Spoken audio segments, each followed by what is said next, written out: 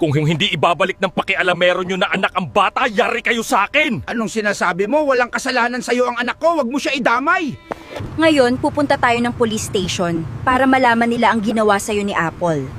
Sige po, ate.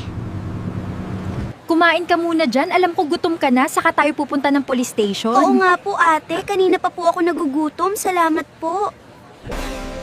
Hala, pinatay niya ang manager ko. Grabe siya. Ganito kahalang ang bituka niya. Ano nang gagawin ko?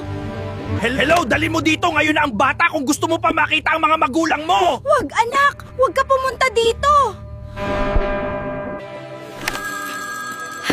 Hello? Wag mo sasaktan ng mga magulang ko. Gagawin ko ang lahat ng gusto mo. Hindi ko pwede dalhin sa police station ng bata. Mapapahamak ang mga magulang ko. Ano gagawin ko? Siguraduhin lang ng anak nyo na ibabalik niya ang bata kung hindi yari kayong dalawa sa akin! Kaymin na lang. Wag mo na idamay ang anak ko, please. Hindi ko na alam kung ano pa gagawin ko. Sinong pipiliin kong iligtas sa kanila? Masama ba ko kung piniliin ko ang mga magulang ko at ibabalik ko si Peach? Paano na gagawin ko? Gusto kita iligtas pero gusto ko din iligtas ang mga magulang ko. Ate, magtulungan po tayo para iligtas ang mga magulang mo. Magplano po tayo mabuti. Nandito ka na pala, magaling, nasa ng bata!